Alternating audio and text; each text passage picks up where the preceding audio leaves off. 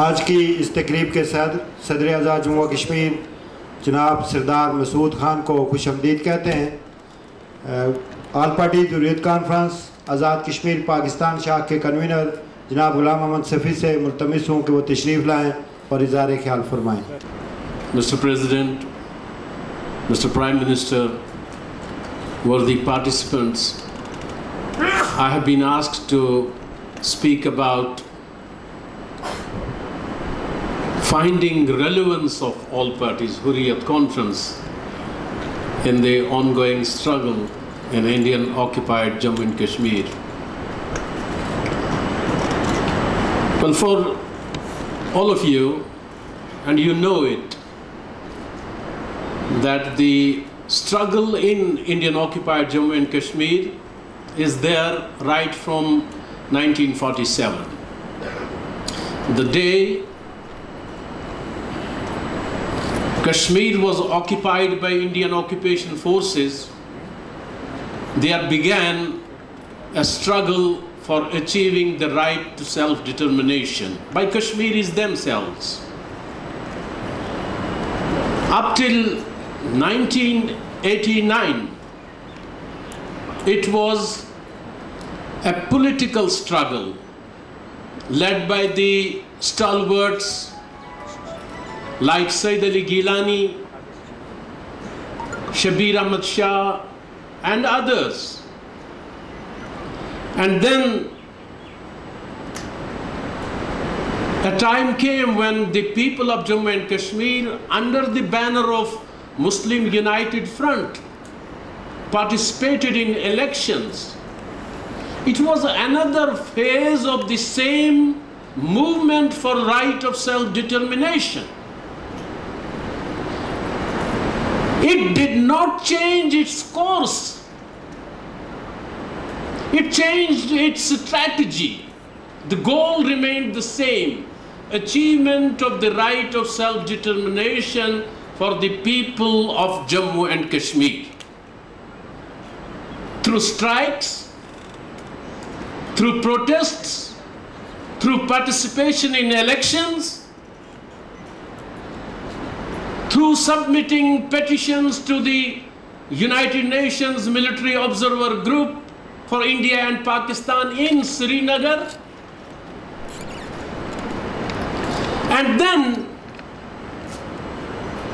when the Kashmiri armed struggle was at its zenith in 1989, there were people, especially people from India, analysts from India, political leaders from India, and also their stooges in Indian occupied Kashmir, who wanted the people to believe that the old guards and those who spearheaded the movement right from 1947 to 1989, they have lost their charm. They are no more relevant. And it is the Mujahideen who are relevant now. Unfortunately, a section of the people in Pakistan also thought on the same lines. But the Mujahideen, they had a different thinking. They were of the opinion that the armed struggle must have a political face. And it was in 1993 that All Parties Hurriyat Conference was launched to provide a political face to the ongoing armed struggle. All Parties Hurriyat Conference came forward with certain aims and objectives. The very first thing which all parties Hurriyat Conference announced was that we will strive for a political, peaceful solution to the Kashmir issue in accordance with the relevant United Nations Security Council resolutions. And we want the implementation of those resolutions. Secondly, the All Parties Hurriyat Conference also said that we are for a political negotiated settlement of the issue between all the three parties, that is India, Pakistan, and the basic party, the people of Jammu and Kashmir. And these tripartite talks or these peaceful negotiations should lead us to a referendum, to the implementation of UN resolutions. The All Parties Hurriyat Conference minced no words and pronounced that we do say that we will go for a negotiated settlement, but that settlement will not include any solution of the Kashmir problem within the framework of Indian Constitution. That would be out of it. It will not include a solution within the four walls of Indian Constitution. Finally, the All Parties Hurriyat Conference also said that since Jammu and Kashmir is a Muslim majority state, and this Muslim majority character of the state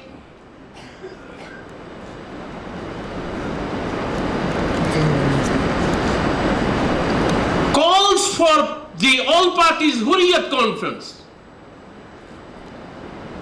to promote, to build a society on the basis of Islamic values and also safeguard the rights and interests of the non-Muslims of the state of Jammu and Kashmir. So these were the aims and objectives of the All Parties Hurriyat Conference. So with these aims and objectives, the All Parties Hurriyat Conference provided the political face to the armed struggle. Though both of these, that is the armed Mujahideen and the political All Parties Hurriyat Conference, though they were operating in two different fields, but their goal was the same: to achieve for the people of Jammu and Kashmir their pledged UN guaranteed right to self-determination. As I already mentioned, there were some people who wanted one of the two to exist, either Mujahideen or Hurriyat Conference. But the saner elements in Pakistan who understood the delicacies of the freedom movement, they said both should exist and both should complement each other. They won't fight each other, they would complement each other. Ladies and gentlemen, prior to Burhan Muzaffar Wani's martyrdom, the BJP and the PDP-led coalition in Indian-occupied Jammu and Kashmir, they were optimistic enough that good days are to come soon and that normalcy will be there in Indian-occupied Kashmir. It will return But Burhan's martyrdom proved to be a nightmare for BJP, PDP, and pro-India elements, and for the Indian government too. And that nightmare still haunts India and the Indian stooges and puppets in Indian-occupied Jammu and Kashmir. Mr. Chairman, ladies and gentlemen, with our all parties Hurriyat Conference leaders behind the bars, in incarceration, under house arrest, in police stations, and with media banned, as already mentioned here by Secretary Liberation Cell and Dr. Muhammad Khan, with internet gagged, leaving no option for the youth who used to use these very tools and weapons to expose Indian brutalities in the entire world. They were left with no option but to protest, but to raise their voice, but to take stones in their hands and pelt stones against the occupation troops wherever they are in Indian occupied territory. This unnerved the Indian occupation troops and Indian government to the extent that the Indian Army chief was compelled to say that these stone pelters are no different from the jihadis, and our troops will have to tackle them the way they are tackling the mujahideen, which they call the terrorists. So he threatened the stone pelters of dire consequences if they did not mend their ways.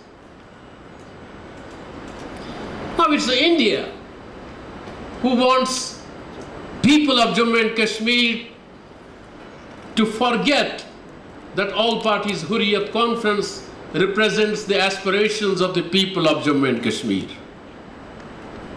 India wants the people of Jammu and Kashmir to forget that the all parties Hurriyat Conference bore the brunt of Indian tyranny in these last 7 decades. It's all parties Hurriyat Conference who said no to bilateral dialogue between India and Pakistan without Kashmiris. They made no compromises regarding the right of self-determination. India wants all parties Hurriyat Conference to be considered as irrelevant because all parties Hurriyat Conference said no to Indian rhetoric of atut ang and integral part. But let me be very clear on this very point also, that it was Sayyid Ali Gilani and his all parties Hurriyat Conference who said no to the Pakistani President Pervez Musharraf, who wanted to set aside the basic premise of our issue, that is the right of self-determination, and came forward with out-of-box solutions and solution on 4-point formula and things like that. Before concluding, we need to understand the Indian game plan.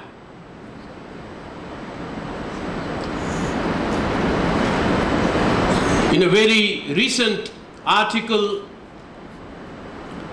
the Indians have made it abundantly clear that they would go for operations against Mujahideen top leadership, especially the top leadership of Hizbul Mujahideen. But they will go for it gradually and slowly, till, as they put it, till the Hurriyat has been handled. They want to handle the Hurriyat first and then eliminate the top leadership of Mujahideen, because they think if they eliminate the top leaders of Mujahideen first, then the Hurriyat may again suddenly discover their voice. So they want the rift between Mujahideen and all parties Hurriyat conference to be blown up, adding confusion in the minds of the youth and compelling them from supporting neither of the two, neither Mujahideen nor Hurriyat, leaving it in a chaos and changing the tenor of agitation completely. And to conclude, only those who oppose the principal stance of all parties Hurriyat conference and wish the movement for right of self-determination to change its course would wish APIC to become irrelevant. I strongly believe that APIC, because of its international acceptability and strong support base, shall remain relevant, provided that it does not dilute its stance against Indian occupation. It does not agree to sign on dotted lines, even if dictated by a friend like Pakistan. It continues to focus on a comprehensive solution and not a piecemeal approach. It concentrates on the basic issue and not the peripheral ones. It makes sovereignty the basis, not development, in Indian occupied Jammu and Kashmir. And it uses tripartite talks for the implementation of United Nations Security Council resolutions. And last but not the least, it does opt for mediation of only those who are not strategic partners of the occupying power India. I thank you very much.